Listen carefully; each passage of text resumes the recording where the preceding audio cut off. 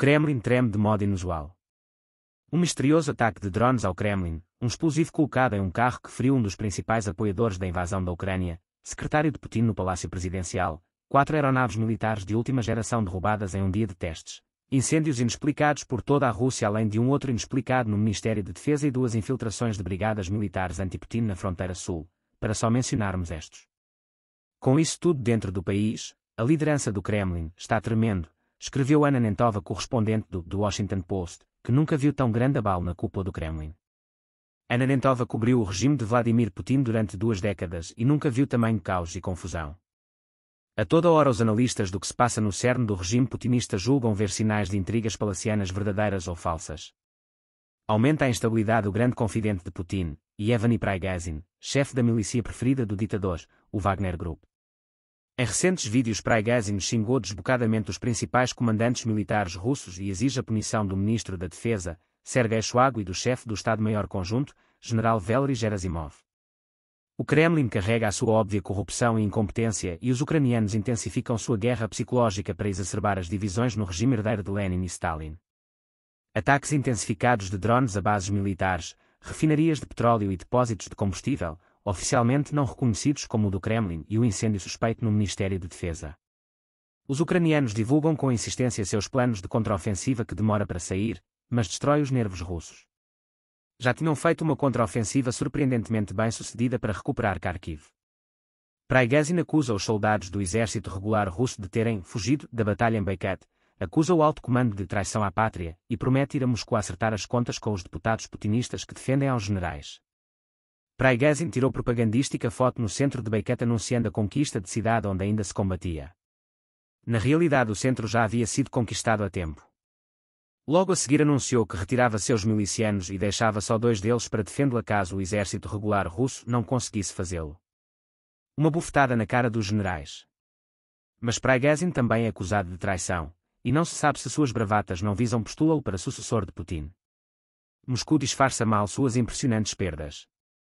E Prigozhin piora os dados anunciando que só em Bakhmut morreram 10.000 de seus milicianos, 20.000 em toda a guerra, e que outros 14.000 recrutados nos cárceres sumiram para não voltar. Analistas ocidentais estimam que desde o início os russos sofreram algo mais de 200.000 baixas, além de muitos milhares de tanques e veículos militares, aviões e helicópteros. Os líderes russos mostram medo. Na grande festa da vitória sobre a Alemanha nazista em 1945, Vyacheslav Gladkov, governador de uma região perto da fronteira ucraniana, disse que cancelaria a parada. No dia da vitória de Putin, na Praça Vermelha, foi exibido um único tanque, relíquia de Segunda Guerra Mundial. As tropas foram a metade em número do habitual, a força aérea só foi vista por um truque de imagem da TV oficial. Ninguém nos explica como seria vencer esta guerra, disse a senadora Lyudmila Narusova, viúva de Anatoly Sobchak, mentor político de Putin.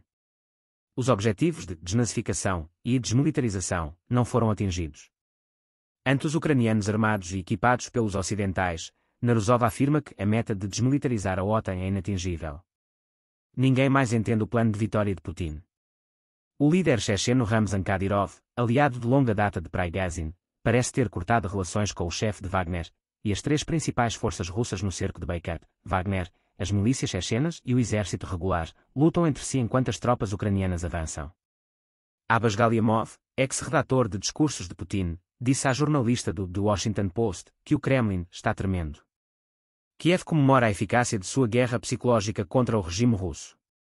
Segundo The New York Times, a profundidade das lutas internas no governo russo é mais ampla e profunda do que se acreditava segundo um novo conjunto de documentos de inteligência secretos que vazaram online.